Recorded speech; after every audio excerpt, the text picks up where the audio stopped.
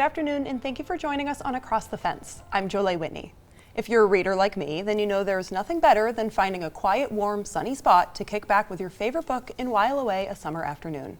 Today we're offering a few ideas to help you spend your summer lost in the pages of a good book. Our guide today is the director of the Westford Public Library, Bree Drapa. Good to see you again. Good to see you. And of course, summer is maybe known for its beach reads and maybe a more frivolous book. What do you recommend?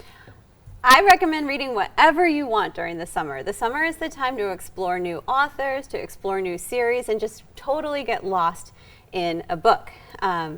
Also, it's the time to be outside, so maybe you want to listen to an audiobook. There's all kinds of choices. A lot of options. And yeah. You were actually saying before we started, the summer's a pretty busy time in your library especially. Summer is a really busy time at the library. It's a great time to take your grandkids to the library if they're visiting, to bring in kids. I mean, you always want to keep your kids reading during the summer to avoid the summer slump. You know, they'll lose some of that reading muscle strength that they had built up during the school year. So you want to keep everyone reading, kids, yourself, and it's just fun. So a good fun way to while away the summer and also, of course, keep yourself sharp. Exactly. Even you and me, I'm sure we appreciate that. Oh, I love reading over the summer. Yeah. And as you mentioned before, not just books at a library, of course, there are also audiobooks, maybe for those long road trips if you get a migraine or you're behind the wheel. What do you have to offer there? Right. We offer a lot of resources at the library. A lot of them are electronic, so you can download ebooks and audiobooks onto your phone or tablet through the Libby or the Palace app, which are both free with your library card.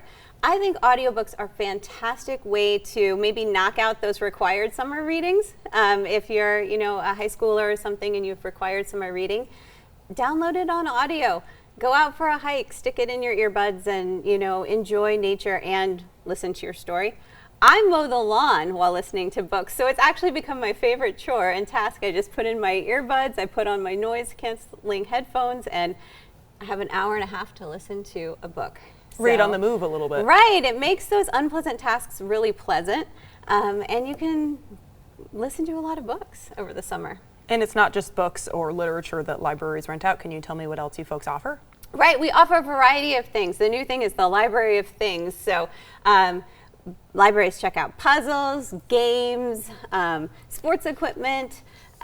Some even have fold-up kayaks that you can check out. There's just go explore what your library has to offer, and I bet you'll be really, really surprised because it is more than just books. And one thing I've found locally is museum passes, which are so handy.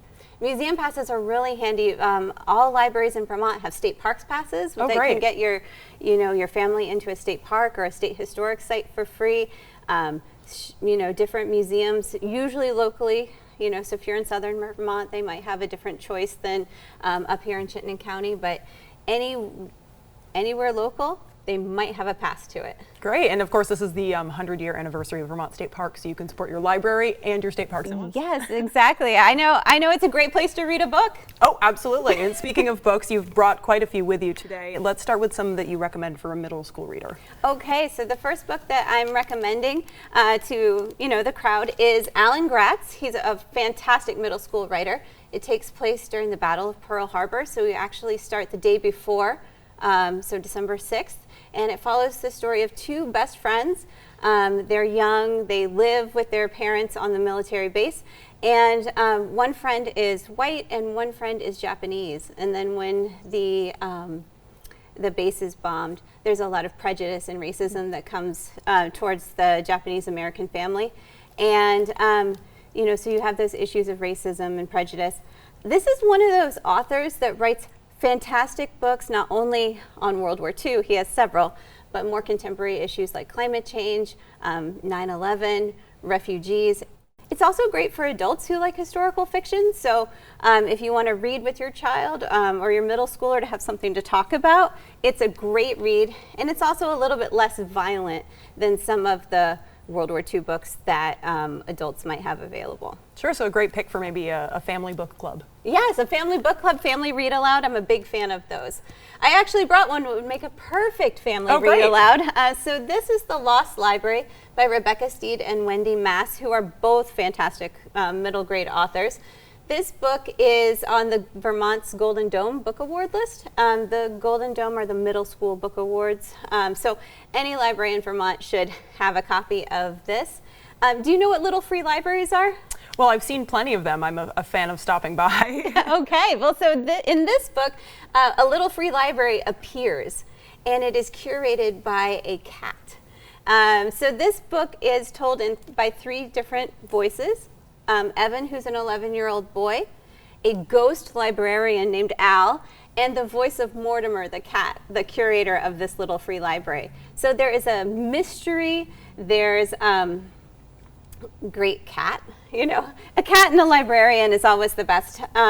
So I think this would make a great family read aloud. Great. And it's just a really compelling story about the power of books and finding your own voice. Nice. Yeah. And let's talk young adult books. What did you bring? Oh, I brought a couple of ones I know you will like. So off of our the GMBA list, or the Green Mountain Book Award list, which is the YA or teen reads recommended by Vermont librarians and teachers, I brought The Divine Rivals by Rebecca Ross. So The Divine Rivals is the first in a duology. The second one is already out, so if you're hooked on this, you can go right to the second installment. We love a finished series. It's finished. It's good. It's been topping the New York Times bestseller list. It's just a really great book. It is a enemies or maybe colleagues turned lovers type of book. It takes place in a kind of realistic fantasy world where we have 2 reporters who are rivals, and we have a magic typewriter.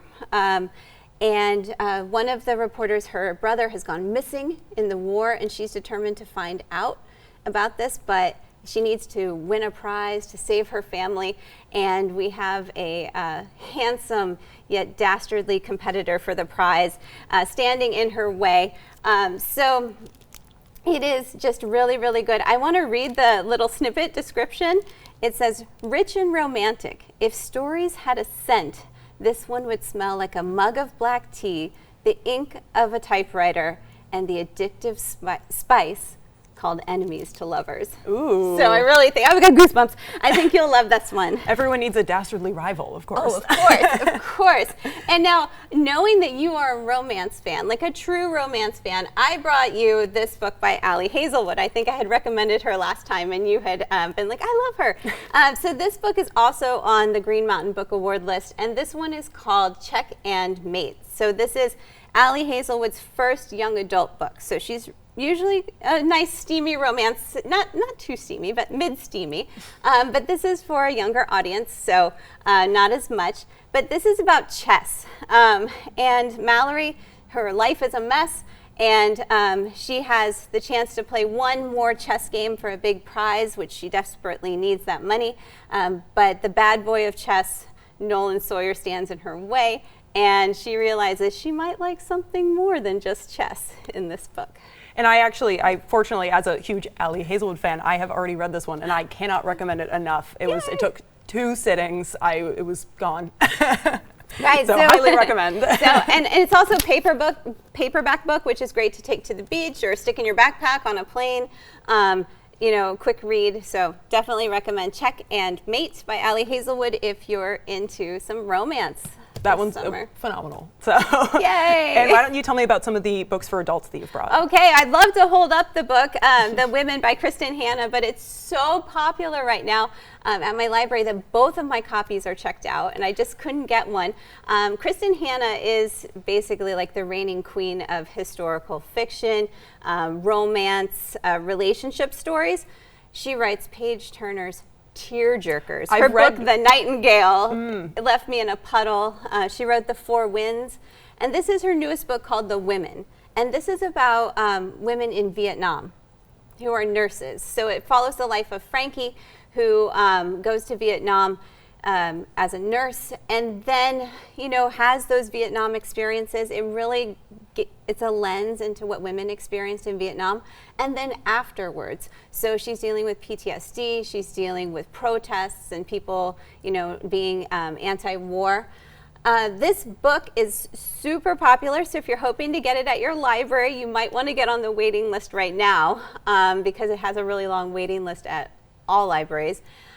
But one caveat, this book does depend on your own personal experiences in or with Vietnam. So we often bring our own experiences and our own kind of baggage to the books that we read. So if Vietnam was an unpleasant time for you, it might make this, book a little bit more unpleasant. I have seen that with some of my patrons who are like, yeah, I didn't like it, but then you dig a little deeper and maybe they had a rough time or it brought up something painful in their lives. Sure. And we're running a little low on time, so if you don't mind picking maybe a favorite out of your remaining ones. Okay, well, I'm going to switch. I'm going to go to another Vermont author because we might as well plug Vermont. So another series that you could just lose yourself in is Archer Mayer's the Joe Gunther series. So I brought the first book and I brought the 33rd book. He's up to 33 books in this series.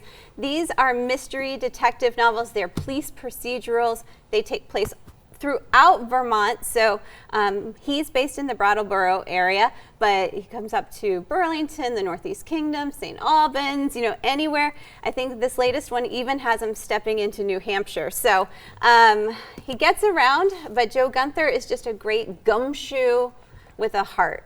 And to look at some local locations, a name you'll recognize. Right, you can travel around Vermont from your armchair. All right. And you have one more Vermont author as well? I do. I have one more Vermont author I'd like to talk about. And I, again, don't have the book, but this is Catherine Arden's book. And this is The Warm Hands of the Ghosts. I don't have the book, so I might have gotten the title a little wrong. There it is, Warm Hands of Ghosts. And this is, Catherine Arden wrote The Bear and the Nightingale series. She also wrote Small Spaces, so she's known for folklore and dark and fantasy. So this seems a little dark for a summer read, but oh, is it good. So for fans of Outlander or maybe the Invisible Life of Addie LaRue.